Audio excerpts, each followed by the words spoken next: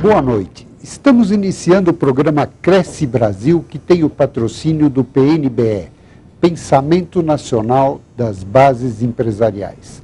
Esta noite nós estamos recebendo a Rosângela. Boa noite, Rosângela. Boa noite, Roberto. A Rosângela Torresan Gembinski, tá certo a pronúncia? Correto. Ela é vice-coordenadora do Voto Consciente. A equipe toda do Voto Consciente acompanha o trabalho do Legislativo. Elas vão com as suas companheiras e companheiros, vão à Câmara de Vereadores, vão acompanhar o trabalho dos deputados. Isso é basicamente o trabalho que vocês fazem, não é isso, Rosângela? Sim, Roberto Mendonça, obrigada pelo convite, agradeço também ao PNBE.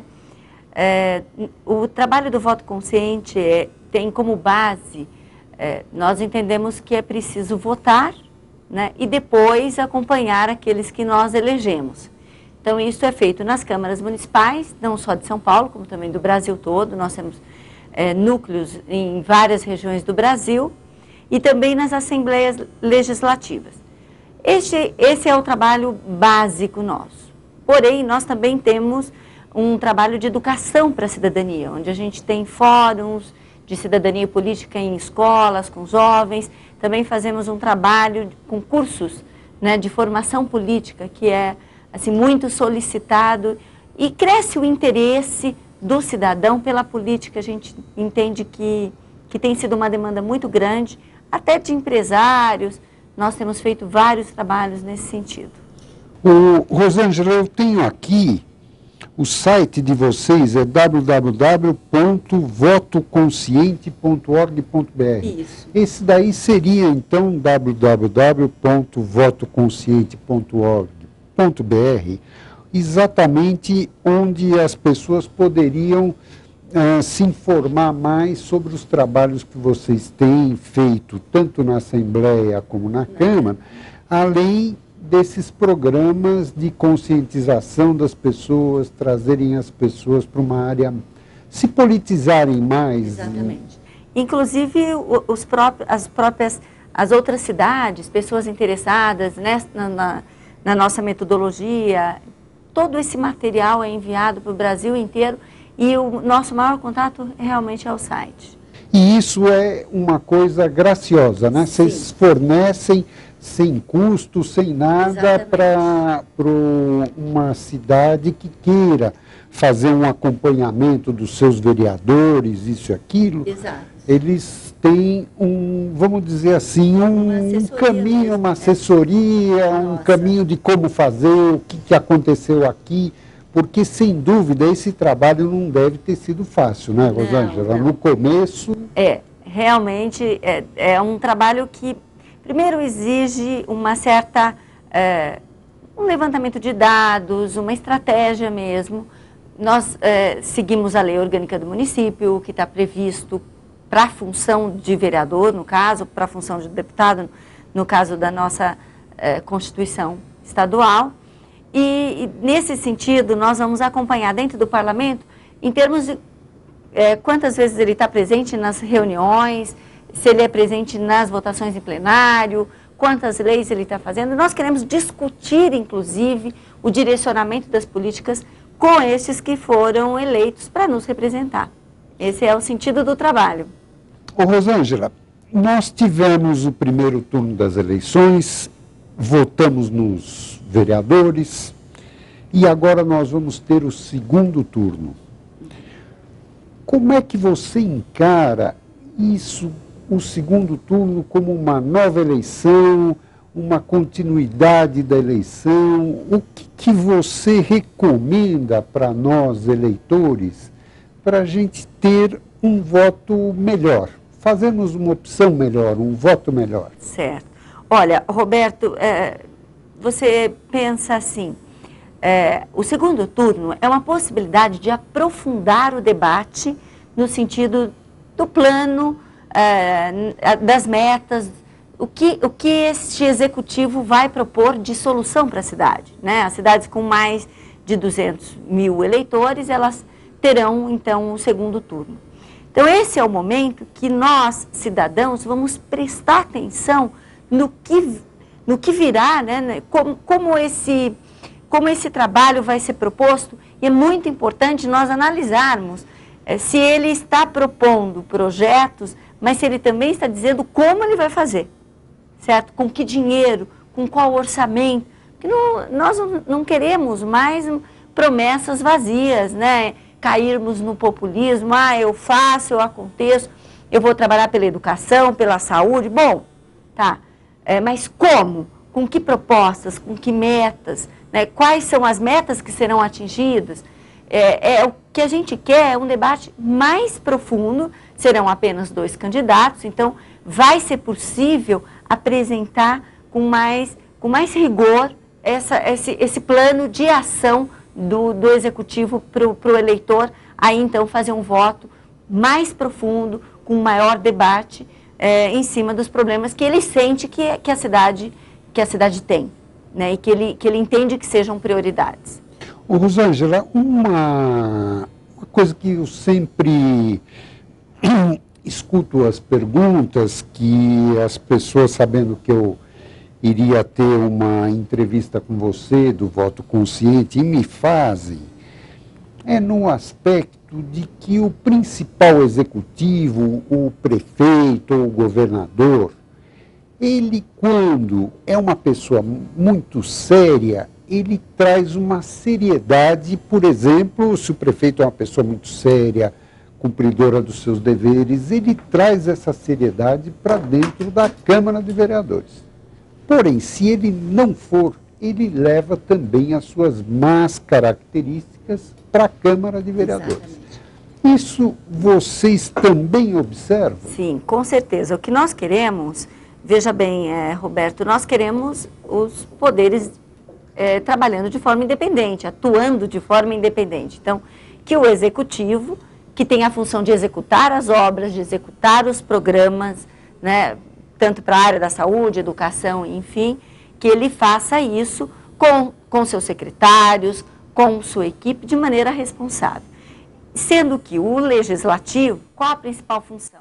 Os vereadores eleitos, né, vão ter o papel de fiscalizar o Executivo, de ver se essas instituições estão funcionando direito. Então, a gente pensa que esse papel precisa ser independente, né? Então, o que nós esperamos do Executivo, né, é que ele seja, de fato, sério, né, que ele exerça o seu papel, trabalhando dentro de programas pelo mérito, né, apresentando esses programas para a Câmara Municipal, quando eles dependem, como é o caso do orçamento, né, dos municípios, que eles sejam debatidos amplamente, de maneira regionalizada, né, de maneira descentralizada, porque a cidade tem situações muito especiais e específicas de cada região, que isso seja amplamente debatido de forma independente, né, que o Legislativo traga, né, a sua experiência,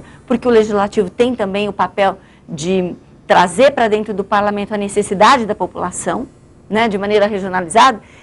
A gente ainda não tem o voto distrital, nós estávamos até comentando isso agora há pouco, não temos ainda o voto distrital, mas a gente entende que o vereador, né, que é o nosso representante dentro do Poder Legislativo, que ele traga a necessidade, né, da população que ele trabalha, da população que ele foi eleito, e enfim, traga uma parte dessas demandas para a discussão dentro do Parlamento, mas que seja de maneira isenta e que o Legislativo tenha a sua independência e o Executivo esteja para solucionar os problemas, executar os programas e as políticas públicas necessárias.